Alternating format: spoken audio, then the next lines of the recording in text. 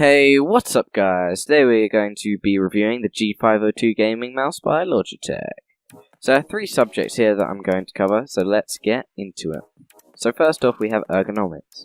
Personally I find the ergonomics of the G502 very comfortable and easy to grip.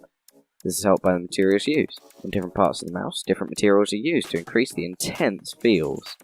The rubber on the side helps keep your grip steady, and the other sort of matte material helps the mouse from being damaged by any substances. The addition of a thumb rest makes for very comfortable gaming sessions and is a nice hop up from my previous mouse, the Corsair Guitar. You can find a review I did of this mouse in the eye at the top right corner of this video, of which did not have a thumb rest. Another thing I like about the G502 instead of the guitar? Yes, the guitar. I like playing guitar. Guitar's my favourite instrument. But we're not talking about guitars, we're talking about mice. And what I like about the G502 instead of the guitar is its ergonomic height, which keeps my pinky from grabbing and supports the middle of my hand nicely. I also like the use of the metal scroll wheel, as it rolls pleasingly well with just enough force. Adding to this is Logitech's what I like to call Infinity Scroll, which lets the scroll wheel keep spinning freely, useful for scrolling on web pages. And to top this all off, you can even adjust the weights of your mouse to your liking.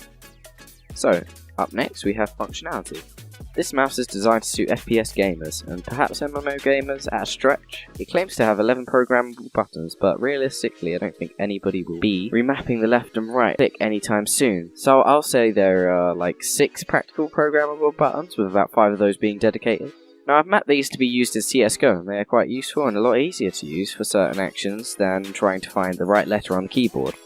You can program these buttons to do anything you want, from complex macros down to simple things like copy and paste. Buttons are rated at something like 20 million clicks, along with a braided cable. I don't believe this mouse will be going anywhere soon. Lastly, we have the optical sensor, the PMW3366, rolls off the tongue I know, which can go from 200 all the way up to 12,000 DPI with no acceleration, so no worries about accuracy. So next we have the aesthetic. So the aesthetic of the mouse is what we've come to expect of gaming mice. Lots of triangles and sharp shapes, along with little gamery patterns tastefully placed along the side of the thumb rest. And finally, we have to come to it, the amazing RGB light. In Logitech software, you can choose the colour of which you want to be displayed out of the 16.8 million. However, I do wish they included a few more lighting modes, because as much as I love the colour cycle, I would have liked to have seen a breathing mode that lets you use more than one colour.